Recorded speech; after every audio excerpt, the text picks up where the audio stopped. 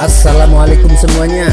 Semoga kalian semua dalam keadaan sehat dan dilancarkan rezekinya.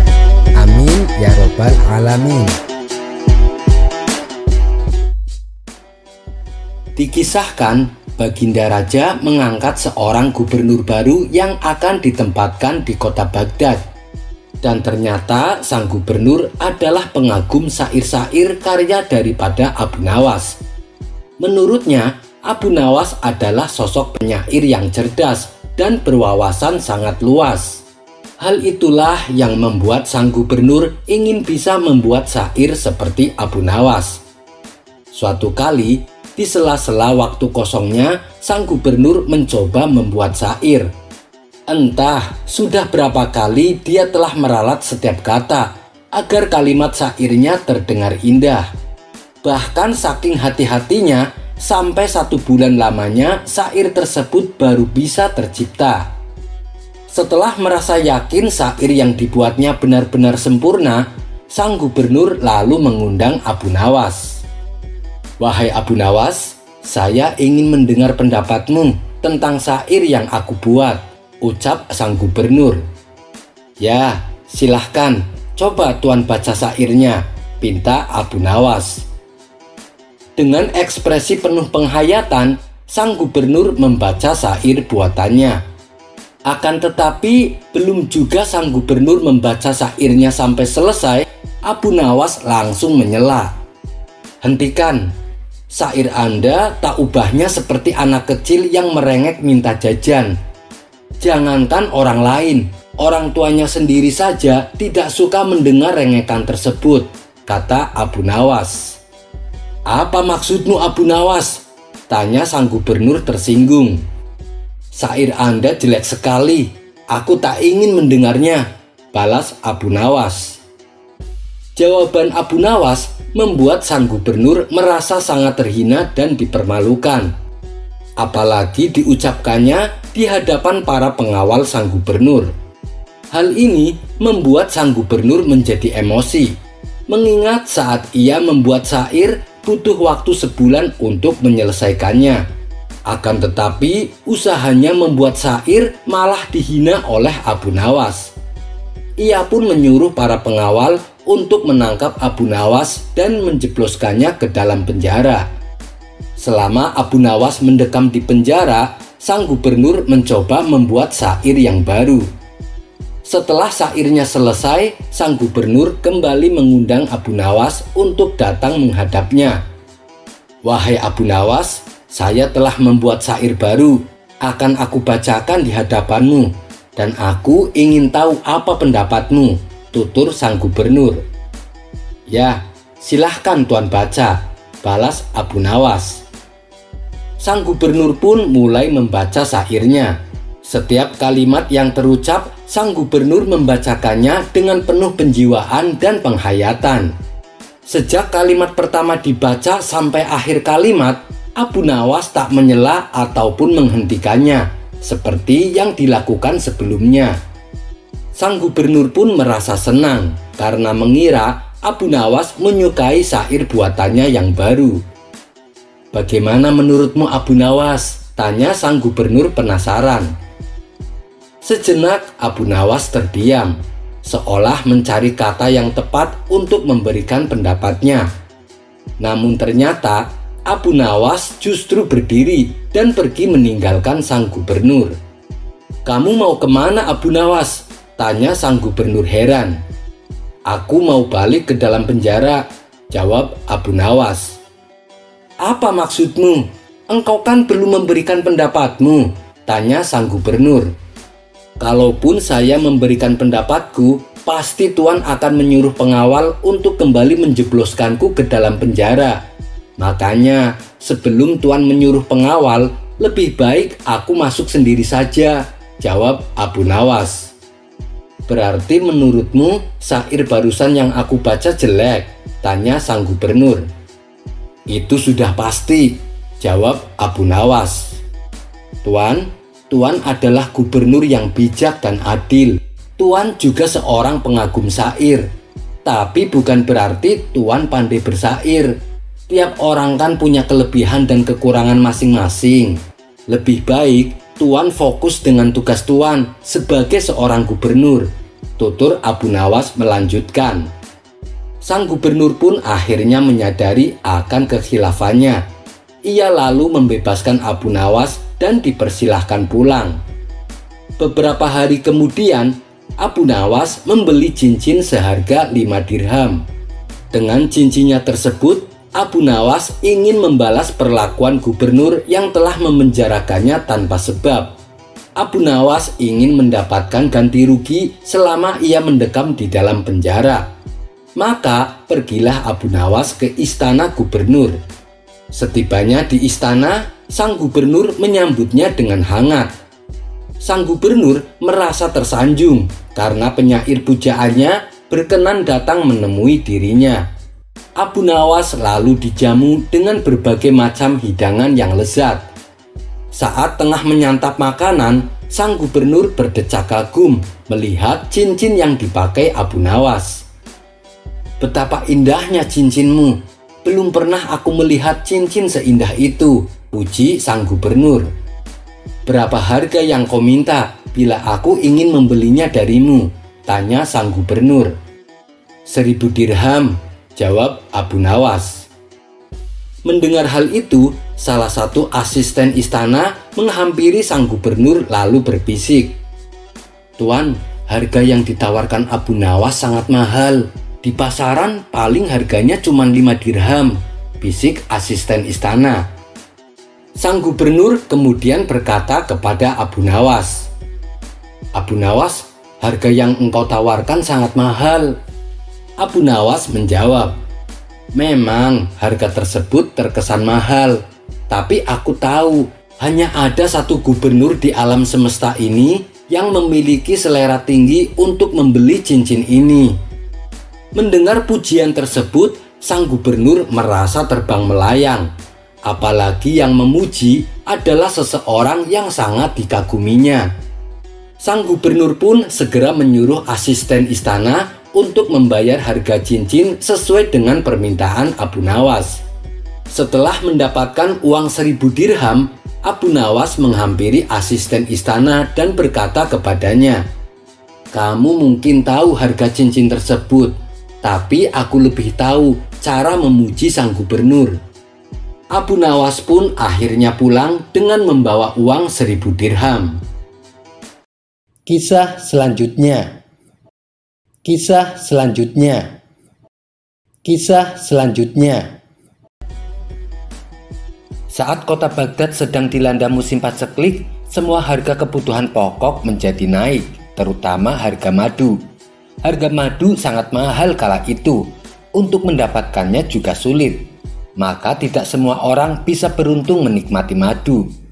Suatu kali, tetangga Abu Nawas yang bernama Tuan Hamid mendapat kiriman madu dari sahabatnya yang tinggal di negeri seberang. Sebenarnya ia ingin sekali menikmati madu kiriman sahabatnya itu. Namun sayangnya, ia harus segera berangkat keluar kota pada hari itu juga. Menikmati madu sambil terburu-buru tentu akan hilang kenikmatannya. Apa boleh buat, ia harus menundanya dulu. Namun Tuan Hamid bingung di mana harus menyimpan madunya, sebab rumahnya akan kosong selama dia pergi. "Aku takut madu ini akan dicuri orang. Madu mahal seperti ini pasti banyak yang akan mengincarnya," ujar Tuan Hamid. Tuan Hamid juga tidak mungkin membawa serta madunya saat bepergian, sebab perjalanannya cukup jauh. Bisa saja madunya terjatuh atau di tengah jalan ia dirampok oleh orang jahat. "Kenapa aku tidak minta tolong saja kepada Abu Nawas?" pikir Tuan Hamid. Ia pun pergi ke rumah Abu Nawas untuk menitipkan botol madu kepadanya. Ternyata sesampainya di rumah Abu Nawas, rumahnya terlihat sepi, tidak ada orang sama sekali. Tuan Hamid pun kembali menjadi bingung. Kepada siapa lagi ia akan menitipkan madunya. Saat ia hendak pulang ke rumah, di tengah jalan ia berpapasan dengan Abu Jahil. "Dari mana Tuan Hamid? Kenapa terlihat kebingungan?" tanya Abu Jahil. "Aku hendak menitipkan madu sama Abu Nawas, tapi rumahnya tidak ada orang," jawab Tuan Hamid. "Memangnya Anda mau kemana? Kenapa sampai ingin menitipkan madu?" tanya Abu Jahil kembali. "Hari ini juga saya akan pergi keluar kota. Saya ada urusan penting yang tidak bisa ditunda," jawab Tuan Hamid. "Kenapa tidak dititipkan sama aku saja? Aku akan menjaganya dengan baik," tawar Abu Jahil. "Benarkah? Apa kamu tidak keberatan?" tanya Tuan Hamid. "Ya tidaklah, hanya menjaga sebotol madu, masa keberatan?" ujar Abu Jahil. Tuan Hamid lalu memberikan botol madunya kepada Abu Jahil. "Beres sudah, sekarang aku tak perlu khawatir dengan sebotol maduku," pikir Tuan Hamid. Maka berangkatlah Tuan Hamid keluar kota dengan perasaan tenang. Setelah 2 bulan berlalu, Tuan Hamid pun pulang. Ia langsung menuju rumah Abu Jahil untuk mengambil madu titipannya. "Anda sudah pulang, Tuan Hamid? Anda pasti mau mengambil madu. Ini masih utuh seperti saat Anda menitipkannya," ucap Abu Jahil. "Terima kasih Abu Jahil, kamu sungguh baik sekali. Sebagai rasa terima kasihku, silahkan ambil setengah isinya," tawar Tuan Hamid. Namun Abu Jahil menolaknya. "Tidak usah, aku tak bisa menerimanya. Lagi pula apa susahnya sekedar menjaga titipan sebotol madu," balas Abu Jahil. "Kalau begitu, sekali lagi saya ucapkan terima kasih Abu Jahil," tutur Tuan Hamid. Ia pun lalu pamit pulang kepada Abu Jahil. Sesampainya di rumah, Tuan Hamid bermaksud untuk meminum madunya. Setelah pulang dari perjalanan jauh, minum madu tentu sangat membantu mengurangi lelah. Namun saat ia meminumnya, rasanya menjadi seperti air gula. Mungkin Abu Jahil keliru mengambil botol madunya, pikir Tuan Hamid dalam hati. Esok harinya, Tuan Hamid kembali mendatangi rumah Abu Jahil. "Maaf Abu Jahil, apakah botol maduku tertukar dengan botol air gula milikmu?" tanya Tuan Hamid. "Tidak, botol itu tidak tertukar. Selama disimpan di dapur, sama sekali aku tidak pernah menyentuhnya. Apalagi sampai aku tukar botolnya." "Anda jangan memfitnah aku, Tuan Hamid," bantah Abu Jahil. "Tapi bagaimana bisa botol maduku berubah isinya menjadi air gula?" tanya Tuan Hamid curiga. Akhirnya terjadilah pertengkaran. Baik Tuan Hamid maupun Abu Jahil sama-sama tidak ada yang mau mengalah. Pertengkaran keduanya pun mengundang perhatian para tetangga, hingga datanglah Abu Nawas untuk melerai. "Coba kalian berdua ceritakan padaku, apa masalahnya?" pinta Abu Nawas. Tuan Hamid lalu mengadukan tentang perbuatan Abu Jahil. Sementara Abu Jahil bertahan pada pendiriannya bahwa dirinya tidak pernah menukar botol madu. "Baiklah, kalau kalian berdua tidak ada yang mau mengaku, saya punya cara untuk mengetahui siapa di antara kalian yang berbohong," ujar Abu Nawas. "Abu Jahil, apakah di rumahmu ada anak kecil?" tanya Abu Nawas. "Ada, dia anak pelayan saya," jawab Abu Jahil. "Segera panggil anak kecil itu kemari," perintah Abu Nawas. Maka dipanggillah anak kecil tersebut untuk menghadap Abu Nawas. "Hai anak kecil yang pintar, aku mau mengajukan satu pertanyaan. Apa yang kau ketahui tentang botol madu yang disimpan di dapur majikanmu?" tanya Abu Nawas. Dengan polosnya anak kecil itu menjawab, "Oh, soal itu, aku pernah disuruh majikanku untuk menukar isinya dengan air gula." Seketika pucatlah wajah Abu Jahil. Ia lupa kenapa harus menyuruh anak kecil. Sebab anak kecil apabila ditanya pasti akan berkata polos, jujur apa adanya. Abu Jahil, lagi-lagi kamu membuat ulah. Sekarang kembalikan madunya," bentak Abu Nawas. Kisah selanjutnya. Dikisahkan Abu Nawas mempunyai burung beo yang sangat pintar. Setiap hari dengan tekun dan telaten, burung itu dilatihnya mengucapkan kalimat La ilaha illallah. Akhirnya, dalam tempo beberapa bulan, burung beo milik Abu Nawas sangat fasih mengucapkan kalimat tersebut. Hal ini membuat orang-orang mengagumi burung beo milik Abu Nawas. Bahkan sampai ada saudagar kaya yang berminat untuk membelinya dengan harga tinggi, namun Abu Nawas menolaknya. Seperti biasa, saat menjelang sore, Abu Nawas membuka majelis taklim di rumahnya. Dia mengajari anak-anak mendalami ilmu agama. Di saat Abu Nawas tengah mengajar, tiba-tiba burung beo miliknya diterkam seekor kucing. Burung beo tersebut sempat berteriak, "Keak, keak." Dan ia pun harus mati oleh gigitan kucing, kemudian dibawanya kabur. Abu Nawas yang menyaksikan hal itu hanya bisa terdiam karena peristiwa tersebut sangat cepat dan singkat, sehingga ia tidak sempat untuk menolongnya. Semenjak kejadian itu, Abu Nawas sering kelihatan murung dan sering mengunci dirinya di dalam kamar. Tentu saja hal ini membuat murid-muridnya bersedih pula. Saat itu, suasana majelis tempat biasa Abu Nawas mengajar terlihat sunyi tanpa ada aktivitas. Namun begitu, murid-muridnya tetap rajin berangkat ke majelis. Mereka duduk setia menunggu kehadiran gurunya. Lalu salah satu murid mempunyai inisiatif untuk membelikan burung beo yang baru agar gurunya tidak lagi bersedih hati. "Saya setuju, ayo kita patungan," sahut murid yang lain. Setelah uang terkumpul, tiba-tiba Abu Nawas menghampiri murid-muridnya. "Kalian patungan uang untuk apa?" tanya Abu Nawas.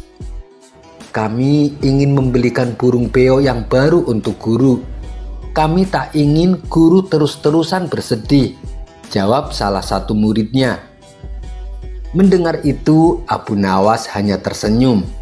Kemudian dengan lemah lembut Abu Nawas berkata, "Anak-anakku sekalian, saya sangat berterima kasih karena kalian sangat memperhatikan saya, sangat peduli dengan keadaan saya. Tapi satu hal yang perlu kalian ketahui, kesedihan saya selama ini bukan karena kematian burung beo.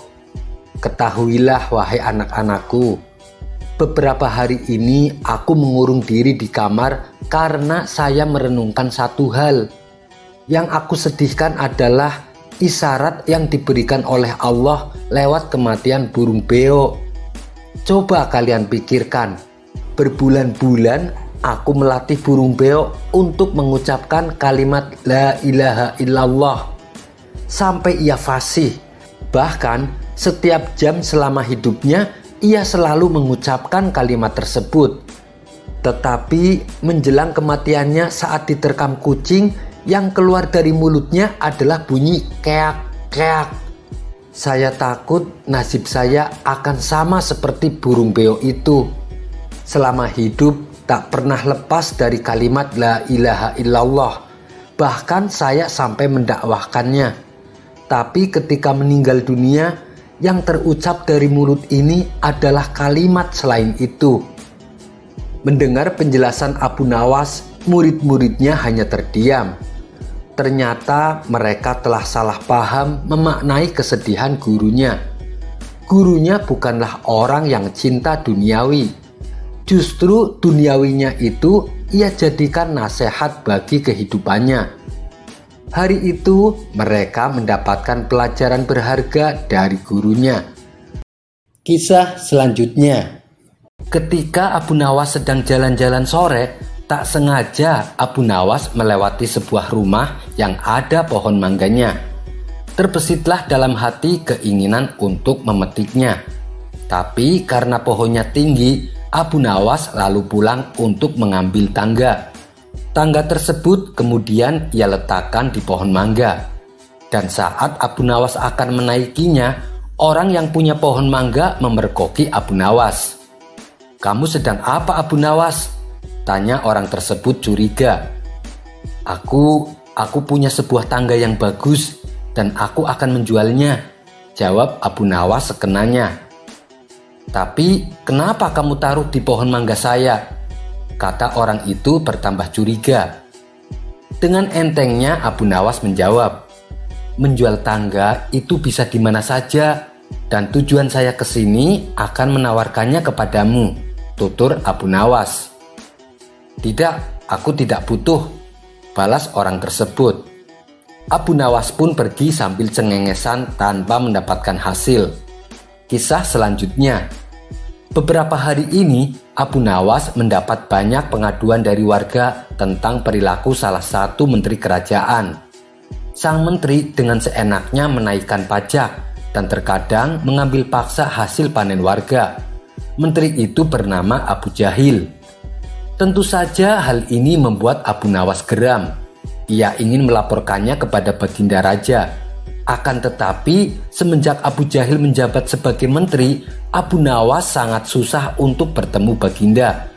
Abu Jahil selalu saja menghalangi langkah Abu Nawas bila dirinya ingin menemui Baginda Raja. Abu Nawas pun mencari cara agar bisa bertemu dengan Baginda Raja. Lalu ia membuat siasat bersama para warga. Abu Nawas menyuruh warga untuk menyebarkan berita kalau dirinya bisa berbicara dengan burung. Kalau nanti ia sampai dipanggil ke istana, Abu Nawas meminta mereka mengikutinya dari belakang dan menunggunya di depan gerbang istana. Setelah seminggu berlalu, kabar tentang Abu Nawas bisa bicara dengan burung tersebar sampai ke pelosok negeri. Tak ayal, kabar ini menjadi perbincangan para menteri kerajaan, yang pada akhirnya sampai juga ke telinga Baginda Raja. Kebetulan Baginda sering terganggu dengan suara burung hantu yang setiap saat berteriak di dekat istananya. "Saya dengar kabar Abu Nawas bisa bicara dengan burung. Apakah itu betul?" tanya Raja kepada para menterinya. "Menurut kabar yang beredar memang seperti itu, Baginda," jawab salah satu menterinya. "Coba panggil Abu Nawas kemari," titah Baginda Raja. Lalu beberapa pengawal istana mendatangi rumah Abu Nawas. "Tuan Abu, Anda dipanggil Baginda Raja untuk menghadap sekarang juga," kata salah satu pengawal. "Akhirnya siasatku berhasil juga," pikir Abu Nawas. "Baiklah, saya akan ke istana sekarang juga," balas Abu Nawas. Singkat cerita, Abu Nawas pun akhirnya berhasil menemui Baginda Raja. "Hei Abu Nawas, kemarilah. Sudah lama kita tidak bertemu," sambut Baginda Raja. "Baik Paduka yang mulia," jawab Abu Nawas dengan senang. Sementara Abu Jahil terlihat sangat tidak suka dengan kehadiran Abu Nawas. "Ada gerangan apa Paduka memanggil hamba?" tanya Abu Nawas kepada Baginda Raja. "Begini Abu Nawas, setiap hari aku selalu terganggu dengan suara teriakan burung hantu. Saya dengar kamu bisa berbicara dengan burung. Barangkali kamu bisa tahu apa sih sebenarnya yang diteriakan burung tersebut," tutur Baginda Raja. Tidak lama kemudian terdengarlah suara teriakan burung hantu. Dengan ekspresi meyakinkan, Abu Nawas pura-pura mencermati apa yang dikatakan oleh burung hantu. "Bahaya Paduka, ini sangat berbahaya. Apa yang dikatakan burung hantu itu sebuah berita yang sangat mengkhawatirkan," kata Abu Nawas berlagak cemas. "Memangnya apa yang dikatakan burung itu?" tanya Baginda Raja penasaran. "Dia mengatakan kalau sarangnya telah hancur. Dan dia juga memberitahu kepada Baginda, kalau Baginda masih terus menyengsarakan rakyatnya, maka kerajaannya juga akan runtuh seperti sarangnya," kata Abu Nawas menjelaskan. "Menyengsarakan bagaimana Abu Nawas? Saya justru meringankan pajak untuk rakyatku. Bahkan aku sering memberi bantuan modal untuk warga yang ingin bercocok tanam di ladang," balas Baginda Raja. "Itu kan yang Baginda tahu. Karena Baginda hanya menerima laporan dari menterinya. Baginda tidak langsung bertemu dengan rakyat," ujar Abu Nawas. "Baik, saya akan menyuruh beberapa menteri untuk mengecek kebenarannya," ucap Baginda Raja. "Tidak perlu repot-repot Paduka. karena para warga sudah berkumpul di depan istana menanti kehadiran Paduka, kata Abu Nawas. Mendengar hal itu, keringat dingin Abu Jahil mulai keluar, badannya pun mulai gemetaran. Sementara Baginda Raja menemui rakyatnya. Mereka mengadukan semua perbuatan Abu Jahil selama menjabat sebagai menteri. Sontak Baginda Raja pun menjadi marah, maka dipanggillah Abu Jahil. "Hei Abu Jahil, kamu telah berbuat zalim kepada rakyatku. Kamu gunakan jabatanmu untuk memeras rakyat. Sekarang juga kamu saya pecat dan kamu harus menerima hukuman." Dengan tertunduk lesu, Abu Jahil diseret masuk ke dalam tahanan oleh para prajurit kerajaan. Sekian dulu perjumpaan kita kali ini. Sampai bertemu lagi di kisah selanjutnya. Terima kasih yang sudah subscribe dan setia menonton channel ini. Wassalamualaikum warahmatullahi wabarakatuh. Alkisah, di suatu negeri ada pemuda tampan yang soleh. Akhlaknya yang baik dan tutur katanya yang lemah lembut membuat dirinya sangat dicintai oleh masyarakat. Suatu ketika pemuda ini diundang ke istana untuk menghadap Baginda Raja. Sang raja sangat kagum dengan pribadi akhlak pemuda soleh. Seiring berjalannya waktu, kedekatan antara sang raja dan pemuda soleh semakin hangat. Bahkan si pemuda kini menjadi kesayangan sang raja. Hal ini tentu membuat beberapa menterinya merasa iri. Mereka tidak suka melihat kedekatan antara si pemuda dengan sang raja. Mereka akhirnya membuat rencana untuk memfitnah dan menyingkirkan si pemuda. Sebuah siasat pun disusun. Mereka menyiapkan seorang gadis desa yang paling cantik yang akan ditugaskan untuk menggoda si pemuda. Setelah menemukan gadis desa yang paling cantik, beberapa menteri ini menawarinya tugas untuk menggoda pemuda soleh, tentunya dengan imbalan emas yang banyak. Karena diiming-imingi hadiah yang cukup besar, gadis cantik ini bersedia melakukan rencana jahat tersebut. Sesuai dengan arahan para menteri yang nakal ini, si gadis cantik mulai melakukan aksinya. Saat menjelang tengah malam, gadis cantik ini mendatangi rumah pemuda soleh. Begitu sampai di depan rumahnya, si gadis berteriak, "Wahai hamba soleh, tolonglah aku. Perjalanan yang akan aku tempuh masih jauh. Aku tak berani melanjutkan perjalanan. Aku takut bila nanti ada penjahat." Si pemuda yang sedang bersikir segera berhenti. Lantas ia membuka pintu rumahnya. Melihat yang datang adalah gadis cantik, hati pemuda soleh ini menjadi berkecamuk. Kalau ia mengizinkan si gadis untuk menginap, takutnya akan menjadi fitnah. Tapi kalau ia tidak menolong gadis tersebut, tidak menutup kemungkinan si gadis akan diganggu penjahat. Akhirnya, ia pun terpaksa mempersilahkan si gadis masuk ke rumahnya. Setelah keduanya berada di dalam rumah, tanpa diduga, tiba-tiba si gadis langsung menanggalkan semua pakaiannya. Dalam keadaan telanjang, gadis tersebut merayu si pemuda untuk menjamahnya. "Astagfirullah, apa-apaan ini? Apakah kamu tidak malu telanjang di depan orang lain?" kata pemuda soleh sambil menutup mata. Namun si gadis tidak memperdulikannya. Ia terus mendekati pemuda soleh dan merayunya. "Hai perempuan laknat, apakah kamu tidak takut dahsyatnya siksa api neraka?" bentak si pemuda. Nasihat dan peringatan tentang siksa api neraka dari pemuda soleh ternyata tidak mempan. Si gadis malah semakin berani mendekatinya. Si pemuda pun segera berlari menghindarinya. Ia segera mengambil lampu dan menghidupkannya dengan api. Setelah api menyala, si pemuda lalu membakar jari-jarinya sendiri.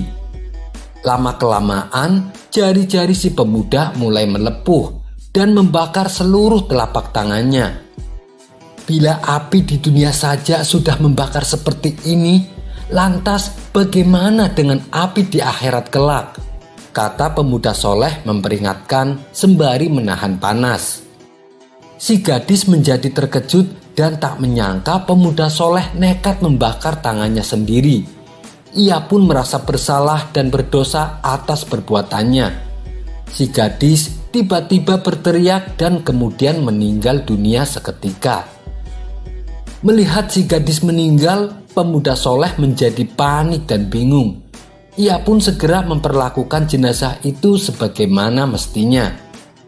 Ternyata kejadian itu dimanfaatkan oleh beberapa menteri yang jahat ini untuk memprovokasi orang-orang. Mereka mengabarkan kepada penduduk negeri bahwa pemuda soleh telah berzina dengan gadis desa dan kemudian membunuhnya. Mereka juga melaporkan hal ini kepada sang raja.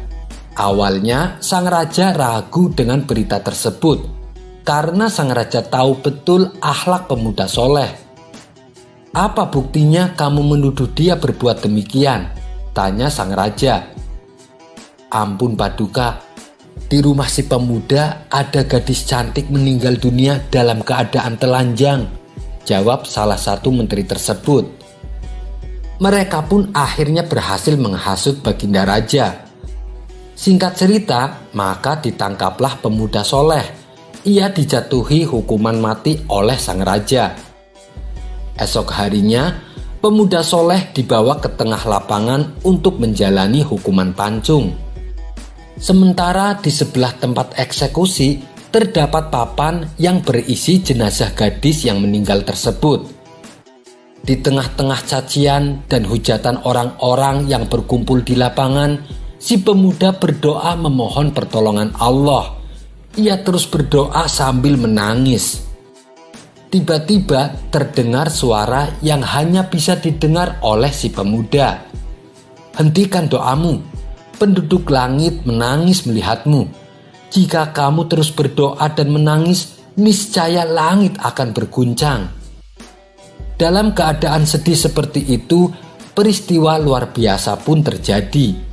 Allah mengembalikan ruh si gadis kepada jenazahnya. Gadis tersebut hidup kembali. Si gadis lalu berdiri dan berkata kepada masyarakat yang berkumpul di lapangan, "Wahai kalian, dengarkanlah. Pemuda ini adalah pemuda soleh yang dizolimi. Ia tidak pernah berzina denganku. Sungguh aku masih perawan. Awalnya memang aku mencoba menggodanya. Ia lalu memperingatkan aku akan dahsyatnya siksa api neraka dengan membakar tangannya sendiri, yang akhirnya membuat aku tersadar atas kesalahanku. Saat itu aku sangat takut akan dosaku, sehingga aku menjerit dan aku pun meninggal." Si gadis juga menyebutkan siapa saja menteri yang telah menyuruhnya untuk menggoda si pemuda. Lalu tiba-tiba gadis tersebut langsung terjatuh dan kembali meninggal dunia untuk selamanya. Sang raja lalu menyuruh beberapa prajuritnya mengecek tangan pemuda soleh. Dan ternyata memang benar, mereka mendapati telapak tangan si pemuda benar-benar telah terbakar. Sang raja segera menyatakan penyesalan atas keputusannya yang salah. Namun tiba-tiba pemuda soleh tersebut menjerit dan kemudian meninggal dunia. Betapa sedihnya hati sang raja. Ia kehilangan pemuda soleh yang sangat ia sayangi. Di balik kesedihannya, sang raja juga merasa murka kepada beberapa menteri yang menghasutnya. Dengan wajah penuh amarah, saat itu juga sang raja memerintahkan para algojonya untuk menghukum mati para menteri tersebut. Sementara jenazah pemuda soleh dimakamkan berdampingan dengan makam gadis tersebut. Kisah ini terdapat dalam kitab An-Nawadir karya Syekh Syihabuddin bin Salamah. Wallahu a'lam bishawab.